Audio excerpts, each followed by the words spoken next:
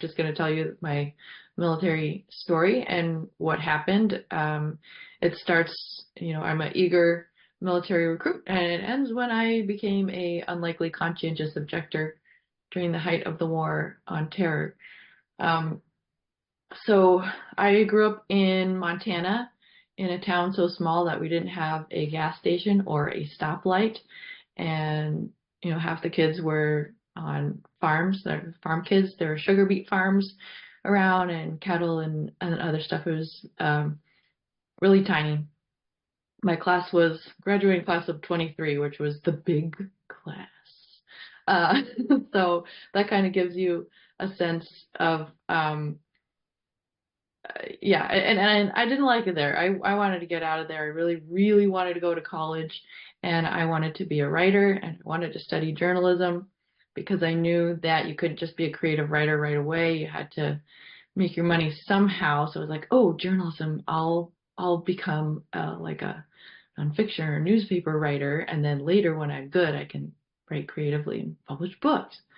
But we had very, little growing up. We were on and off welfare. My mom, my dad split when my mom was still pregnant with my little sister, and she had to move back home for a while. And then we ended up out in Montana, and she ended up having a second marriage with a total doofus who that fell apart. And when it did, he declared bankruptcy because he couldn't pay off the what he had racked up on their credit cards, and then she had to declare bankruptcy. So anyway, there was no money for college. I had to find that on my own, and my mom kept stressing this in high school. She was like, "Do you want to go to college? And if you do, like, I just want you to know, like, I really would like to help you, but I can't." So this is kind of percolating as the recruiters start to come through my school, and my little school just welcomed them with open arms. And we had a couple branches come in, which I completely ignored because the goal was college, right? I wanted to go to college. I didn't want to go active duty military and then do college 4 years later. That didn't make any sense. But then the National Guard guy walked in, and he billed the National Guard as a very part-time job. One weekend out of the whole month, you go to drill, and the rest of the time, you're a civilian, you're a college student, you're doing whatever. And it's also like, I would say, especially back then, the perception is that, it's the National Guard. You help in disasters, you help in floods, you help in fires. Like, you're helping do something, instead of going off and being taught to kill people and then being expected to be part of that. So when the National Guard guy gave his pitch, I was immediately intrigued, and I went to learn more about it, and I ended up enlisting at 17 years old, and was like kind of excited and proud about that. This was a year, about 9 months before 9/11. So it was also this time of like, oh, booming economy, and we hadn't been in a major war in a very long time. And so I was super optimistic. Like, I was also a tomboy. I was like, this is gonna be like challenging, but it'll be fun.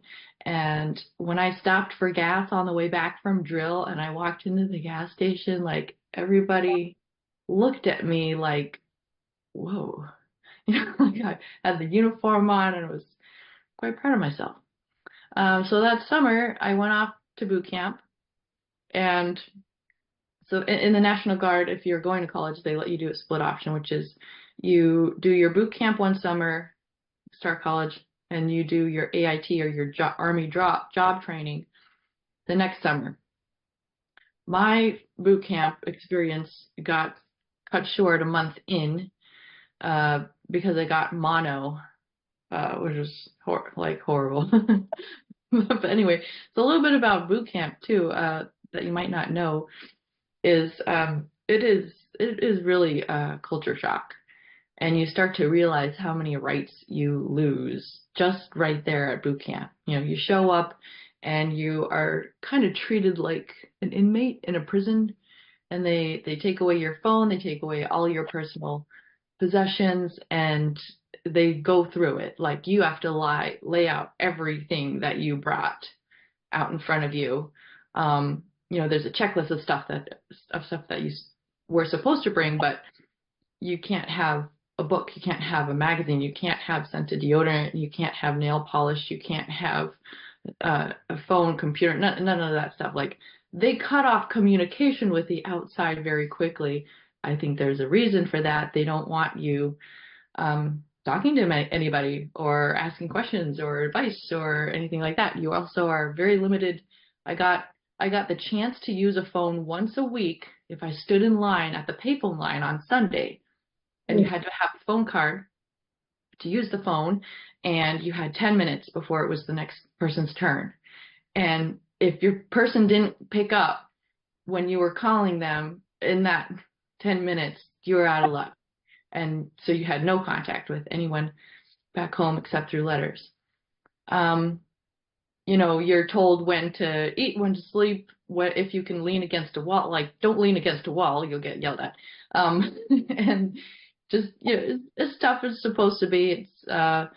It really builds like that team mentality. You're in this together, you're suffering together, you get punished together, you have little victories together. But also there's the sense of like, don't stand out, do exactly what you're said in exactly the way they want. Don't attract any attention to yourself. Tough it out, or you're really gonna regret it. So when I had no idea I had mono. I just knew that I was sick for like, I don't know, 4 or 5 days, and I finally got up the guts to ask to go on sick call because this was in South Carolina. It was super hot, and I couldn't drink water anymore because my throat hurt so bad. So I went on sick call. They gave me like 10 aspirin in a tiny little bottle and sent me on my way. And then a couple days later, I was having trouble breathing at night because my throat was so swollen. So that night I was like, I can't do this anymore. So I demanded to be taken to the hospital, which I still can't really believe that I did that in the middle of the night, and a drill sergeant yelling at me. But I couldn't breathe. So I went to the hospital where they stuck me in a dark room and pumped me full of saline solution because I was pretty dehydrated. And then the next day they, did some tests and stuff, and they said, you have mono, you have an enlarged spleen that could rupture if you continue training, which might kill you, and you're being sent home. So, in any other job that you might sign up for, if you are sick, you can just go to the doctor or take a sick day or, whatever. Or your coworkers are probably, would recommend that, hey, you should see a doctor about that. You don't look so good. But in the military, it's any kind of illness or ailment is kind of treated like you're a pariah. That's just one of my favorite boot camp story to tell. Like you realize how quickly, oh, yeah, the rights and rules and expectations and even morality, like these people are tasked with kind of taking care of you while you're totally away, you're a teenager away from your family, some of these kids for the first time. And instead of taking care of you, they try to block you from getting medical care.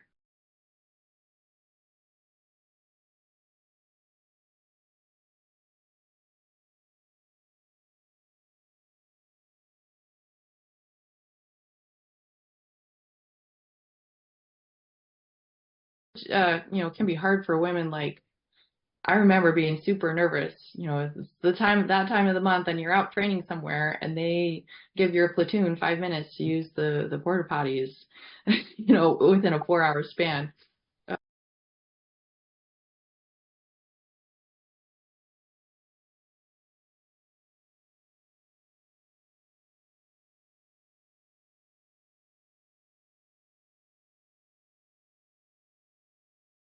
It is designed that way. It's called red phase, and you really have to oh my God, you're just on your toes all the time. They'll come into the barracks in the middle of the night and, get everyone up and, you're outside or inside. You never know what to expect. And yeah, the level of respect, like you're a whatever, you're a grunt, whatever. And I know.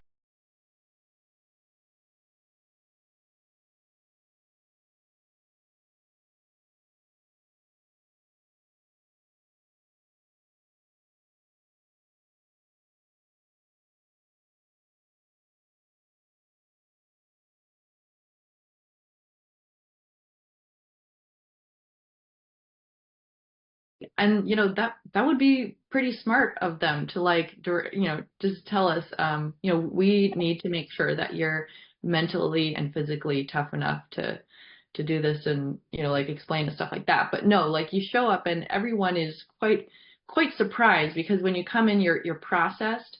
Like you come in and you're in this kind of like holding area getting immunizations and medical checks, and they give you your soldier's manual, and you're just kind of hanging out for 3 days.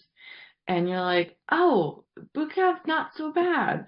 And then they put you on, they call them cattle cars, and then they ship you off to the real boot camp where you pull up into the bus and the drill sergeants, like they're just ready to be super menacing and scary and loud, and they come on the bus and they just start screaming at everybody like, get off the bus, get off the bus, and they're like chasing you as you're like, trying to lug your all this gear that you've just been issued, which super heavy, and you don't know where you're going or what's happening, and then they berate you and tell you how stupid you are and blah blah blah blah. I mean, in Ranger School, which is like if you're an infantry or and are going to be serving in a war zone, that there is a different training that is specifically for that.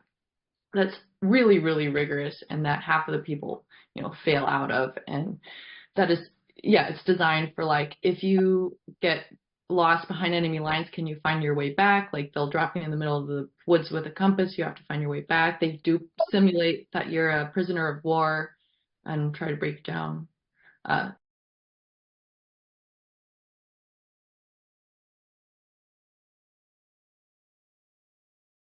Right. yeah, that's what they call it. We break you down to build you back up stronger.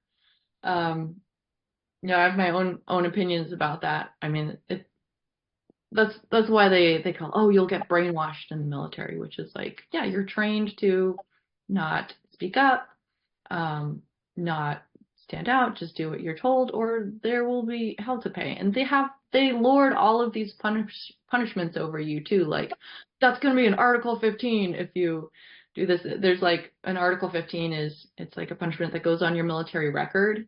So it'll follow you around, almost like in the civilian world, it's almost like getting charged with a misdemeanor kind of for something really silly, like having contraband, like you had a candy bar in your wall locker. I had to do boot camp twice after getting mono and being sent back home.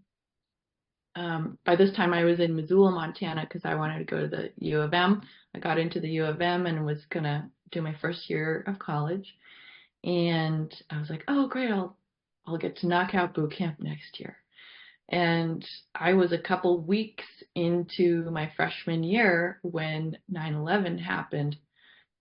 And I remember driving to campus, like, I think it was still a little bit dark, and hearing a little bit of it on on the news, but I just pictured like a really small plane, like a single engine plane or something, crashing into a building in New York.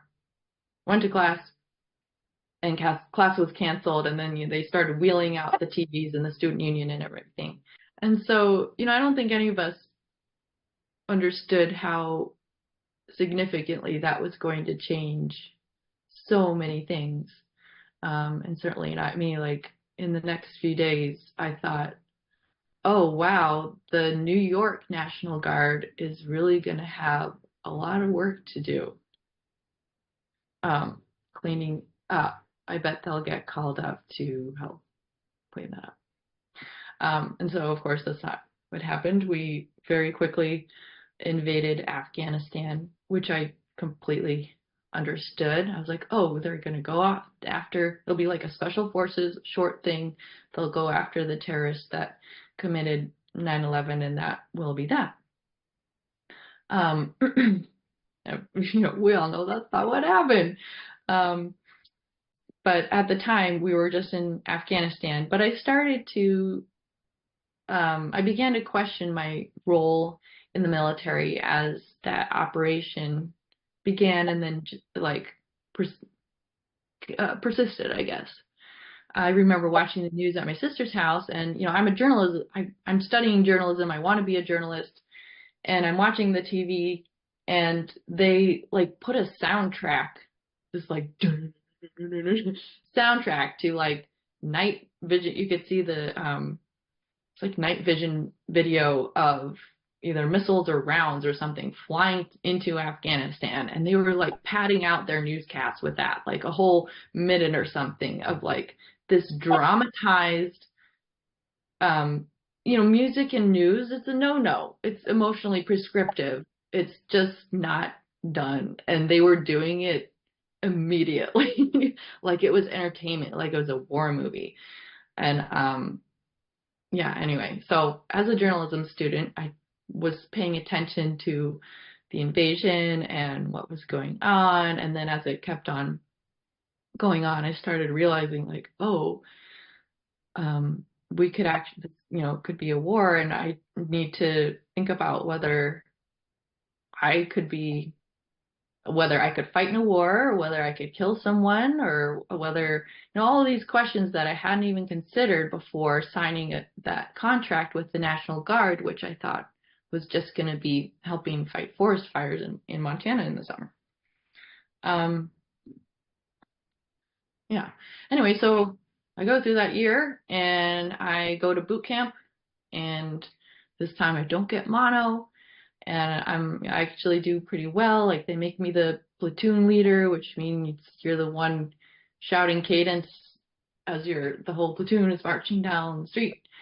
And I was kind of a tomboy and liked athletic stuff, and I got like, what do they call it? Ironman, where I maxed my PT physical and like was very did well in boot camp.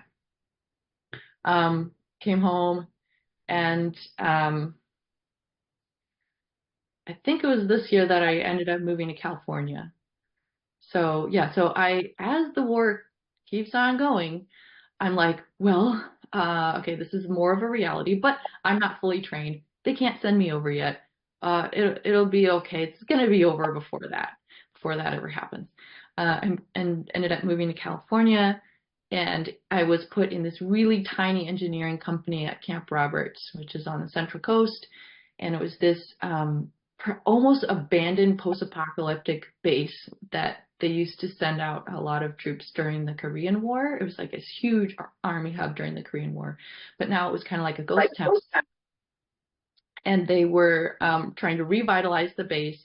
And so this little engineering company that was just starting there had like, I don't know, I think like 8 people when I first started. So I was like, oh, this is actually really, thanks for good. Like we're not anywhere near a full unit that could be deployed, because my qualms about the war were growing bigger and bigger, especially because we invaded Iraq in what was it, like March of 2002 or 3, yeah. And that I really, really had a problem with, because I had been paying attention to the news and listening to I listened to NPR religiously, and then at the campus radio station, I was listening to Amy Goodman's Democracy Now!, and then at my internship, I was listening to Rush Limbaugh and Sean Hannity, and the kind of more conservative news, and kind of getting inundated with just the huge concoction, and basically created war that was the war in Iraq. I'm sure you study that, but they're like, oh, Saddam Hussein has weapons of mass destruction, but they but he didn't, and we couldn't find them, even though we sent weapons inspectors in the country to find them. But then all of a sudden we're like, oh well, the government, like, well, they can't find them because they don't exist, so we'll kick out the weapons inspectors and just go to war anyway. And it's a classic case of an unjust war that yeah, I really didn't agree with. And but there's nothing I can do. Like, I'm in the military. I signed a contract that, is drilled into you. You break that contract, you're probably going to jail unless you want to run away to Canada, like in Vietnam. Um, so yeah, I was just trying to bide my time, and hopefully I was going to reach my at the end of my contract and get out, because I did not want to serve in a war that I thought was wrong. And then all the stories of the soldiers in Iraq and Afghanistan start coming back. They start coming back from their deployments, and they start talking about how they were ordered to go house to house and terrorize families, just like because they're looking for one guy in a town, and breaking people's stores in, terrorizing young children and women, and how yeah, the wrong time, wrong place, wrong time. They're rounding up people and sending them off to these prisons like, Guantanamo and Abu Ghraib and everything, where terrible things happen, and where they can hold people indefinitely without charging them because it's not on on American soil. So the rules, our justice system rules don't apply. Stuff like that. And I just started to feel really morally conflicted about being in an organization that was doing all these things and not even questioning it, and not even listening to any of the experts and the diplomats. And at that time, the whole world was protesting our involvement in Iraq and Afghanistan. Um, yeah. So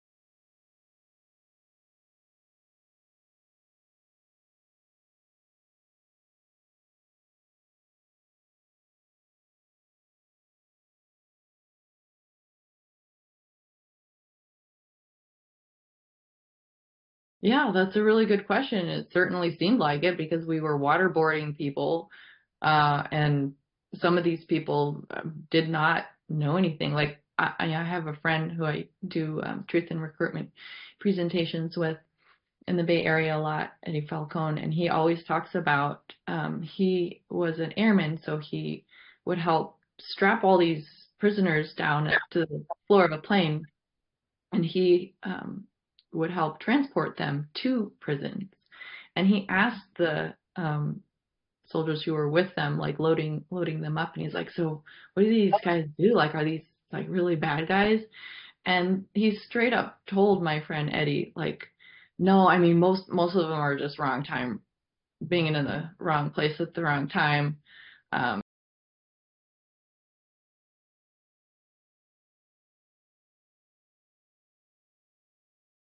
yeah, and how young and untrained they are. I mean, I was shocked when I ended up becoming joining ROTC. I'll explain in a minute, but though when you become an officer, you your orders stand over everybody else. And you could be a 21-year-old officer and you're ordering around everyone else, all the enlisted people. So you could be ordering around, 40-year-old people who know a heck of a lot more than you. Like, can you imagine, like, the people who are in control are in their, early 20s making these wartime decisions and everything. But yeah, training, it's funny, officers are trained the least and the easiest. When I went through officer, the first, I guess you could call it like officer boot camp, it was a month long and it was like a summer camp compared to my boot camp that I went through as an enlisted person. Um, but anyway, so yeah, like you're bringing up all of these issues of morality and conscience, and you see your government acting in this way, this over and over again, like, and not questioning anything and making excuses for things. And meanwhile, like, mass protests are going across the globe protesting your country that's behaving in these reprehensible ways. And nothing changes. And this kind of started just building up in my mind. And so I did end up going to my Army job training the summer after.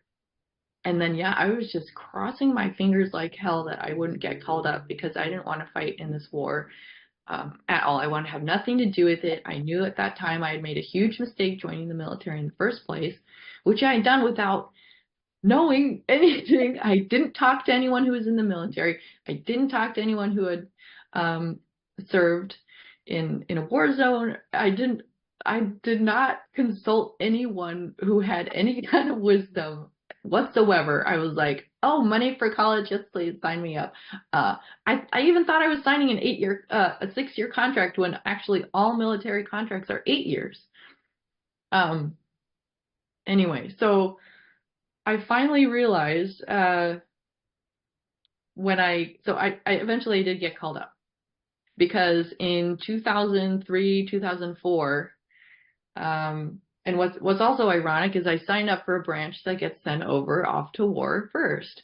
The Army Reserves and then the National Guard get sent over. They get deployed for like 18 months at a time to Iraq and Afghanistan, even before regular Army folks go. So like the regular Army people, it's their normal job, being their unit and training and everything, they were sent over after Reserves and National Guard people.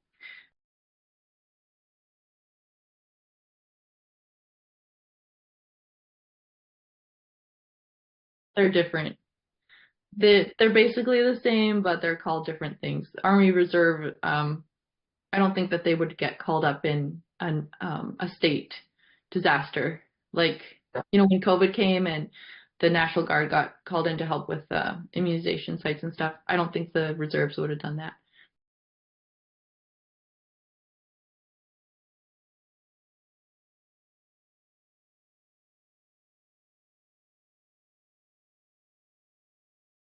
Because we belong to the state. They follow you from state to state. It was very easy for me to move from Montana to California. Instead of being in the Montana National Guard, I just got added to the California National Guard. In the Army Reserves, it's a little bit different, and in the Army, it's certainly much different, where you get assigned to wherever you're gonna live.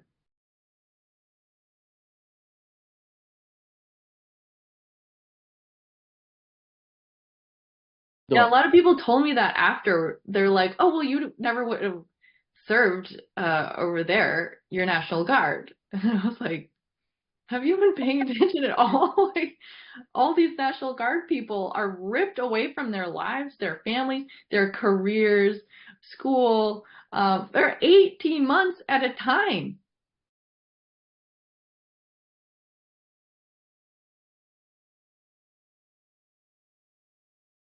And he was so young and naive too. Like, my mom actually asked him, she's like, well, what are the chances of her ever serving in a war? And he's like, well, war? Like, we haven't been in anything like that since like Vietnam, because Desert Storm doesn't really count. Like, but of course, he doesn't know what he's talking about. He's probably a 21-year-old kid as well. And it wasn't really a concern at that point. That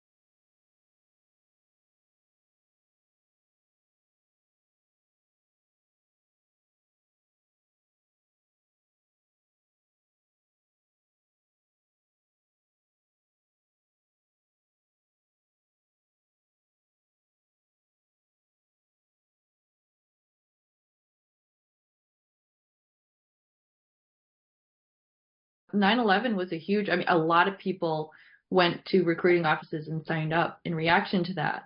But the thing is, they also were signing up. It wasn't on their terms.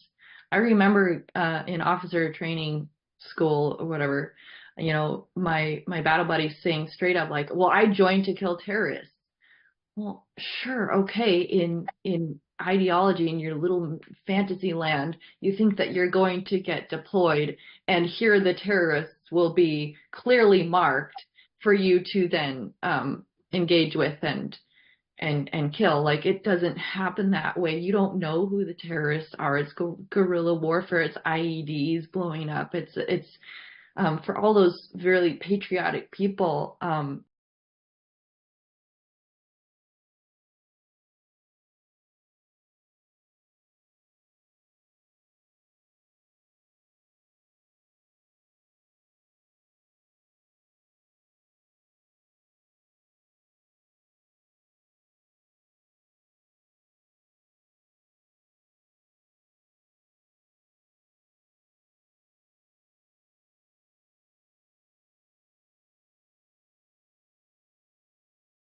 Ex Totally exploits them.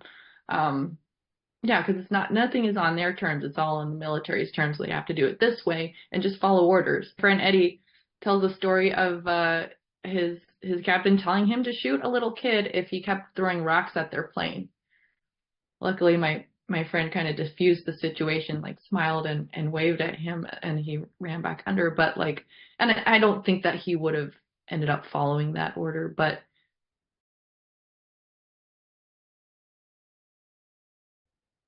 um, and so, well, anyway, so I did get called up because since all the National Guard units had been deployed, they needed to cherry pick everybody else from all across the country. Like, we needed this job, but this job, but this job, and this job, and we'll mush them together. And here you are, you're a unit, strangers. Now you have to go get deployed off to war together and, um, have this mission. So I was a 77 Fox, which is a fueler, which is pretty much the only job that they had when I signed up. I wanted to do something else, but they're like, well, we have these job openings. You can always transfer into something else when you get in. Another, like, no, you can, maybe, probably not. Anyway, so I was going to be assigned, I was battle rostered with a unit out of Louisiana. And, at this point, I was a sophomore, junior-ish in college, and it, like, just seriously rocked me. I was like, great, my life is over, like, life is destroyed, I'm gonna be like, anyway, so I got called up, which means you go and you are in a big room and they tell you that you should probably bump up your life insurance policy, and they do a last medical check and all this stuff. And that is where I found out on a piece of paper, 20 deep into all this stuff I'm signing, there was a little box and it said, "Are you a conscientious objector?" And I was like, well, yes, that is exactly what I am. My conscience objects. I am a conscientious objector. That's me. But I also knew, like, oh crap, I didn't know you could be a conscientious objector and in the military. I thought that was for Vietnam, people who burned their draft cards in the street or ran away to Canada. Like, what's going on here? And I knew that if I checked that box at the time, they would be like, oh, you're a conscientious objector? Like, prove it. How come we never, I was like, I need to get home and research this immediately. So I did. I didn't have a computer, but I went to the campus radio station where I spent most of my time anyway. And I researched it, and I very quickly, within a minute, found the GI Rights Hotline, which is this organization dedicated to telling people in the military what their rights are and helping them with stuff like conscientious objector applications, or just knowing, yeah, what their rights are and what they aren't, what your options are, and everything like that. And so I called them, and they explained, yes, you can be a conscientious objector in the modern military, but you have to prove it. And It's this big long application. You have to gather letters of support. You have to, yeah, basically the onus on you is that you have to prove somehow that you couldn't be a conscientious objector and sign up. But if after you signed up, you became a conscientious objector, if you could explain and prove that somehow, you had a chance of getting out. You had to be interviewed by a chaplain, assessed by a psychologist, and then an investigating officer would be assigned to your case to try to really nitpick whether you were a conscientious objector or not. And then, like in a year-long process, your application would go all the way up to the Pentagon, and I'm not joking. At the Pentagon, a panel of strangers will decide whether you're a conscientious objector. If your case is approved, as if you are a conscientious objector, there's two options. You can, option one, stay in the military in a non-combat role, or two, you ask for a discharge because you do not want anything to do with the military. So,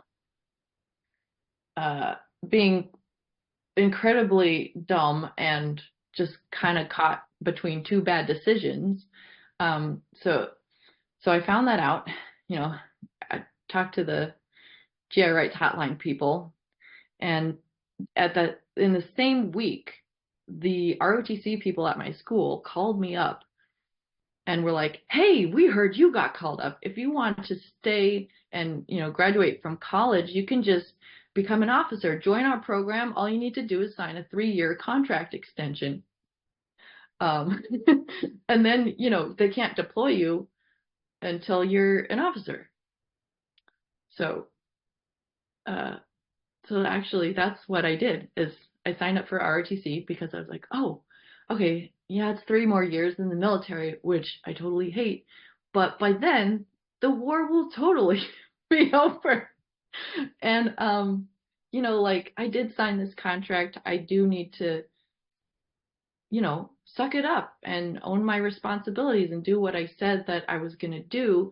And as an officer, I can choose what capacity. I can be in the press corps, or a quartermaster person who isn't literally fueling the war, fueling Humvees, fueling tanks, fueling helicopters, like literally fueling all of the equipment and vehicles and harbingers of death that then go out there and drop bombs and deliver the troops to these little villages that were just getting totally trashed. So I was like, well, I guess I'll join ROTC and become an officer, which, as you can tell, was just digging the hole a little bit deeper, because in ROTC, thinking about me being the person giving the orders, and we had to run these drills all the time, operations, where we were the leaders, and we were like, okay, A team goes this way, B team goes this way, and plotting little ambushes and drawing diagrams in the dirt and all this stuff, and being surrounded by people who were like, well, I joined to kill terrorists, or I joined because my uncle, blah blah blah blah blah. These kids treated it like a game, and they weren't thinking about the war. They weren't talking about the war. They weren't reading the news. They weren't listening to the news. They were completely clueless, and I felt, just very alone and dumb.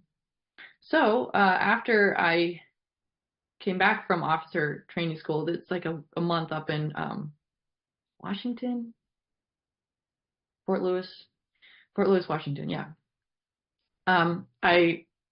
I had come to the decision that no matter what happened, no matter how many people were going to scream at me or how disgraced I was going to apply for conscientious objector status, because every fiber of my being did not want to be in military and did not want to be involved in the war in any way, shape, or form.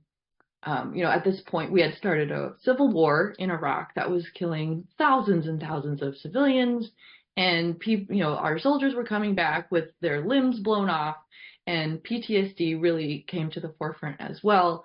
Kind of before that, it was called shell shock or just not really talked about. And the veteran suicide rate, because of moral injury and all these problems and substance abuse and everything, like veterans were killing themselves at an alarming rate.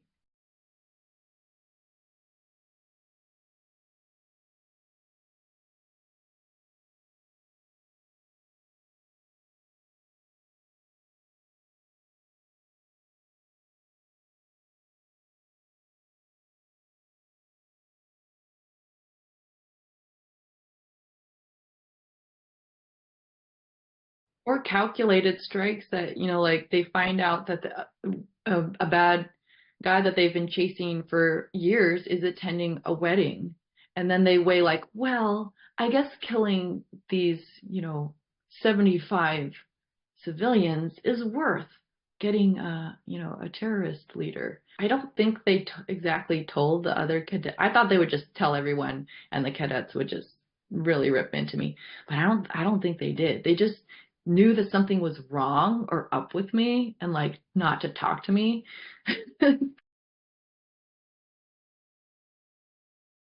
I'm wondering now, yeah, if they weren't like that, because I could be mouthy like, yeah. Anyway, so in that process of answering all of these questions, blah blah blah blah, going to see the psychologist, the chaplain, and then the investigating officer, all of that happened, and the investigating officer really came after me, and accused me of enlisting fraudulently and recommended that I be disciplined, and like all the money that they'd ever given me for college be taken back. And well, it really worked because at that point I'm like 21 years old and I have to hire a lawyer to come up with a rebuttal to this guy because he is really coming after me. Um, and he recommended that I be kicked out of RTC and have to go active duty Army. Um, so, yeah, I luckily found a lawyer in town who would take my case. He said that he would do it because I could write. So it's like, yeah, I'm like, oh, but now I have to fight this battle. So we wrote a rebuttal to that investigating officer, and he rebutted that, and then over the next year it went up to the Pentagon.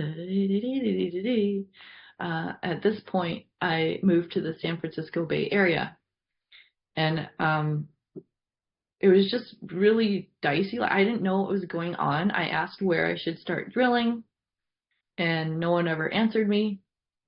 So I was not going to drill. I still had all my military gear. My contract was still very much active. It was now like a 12-year contract.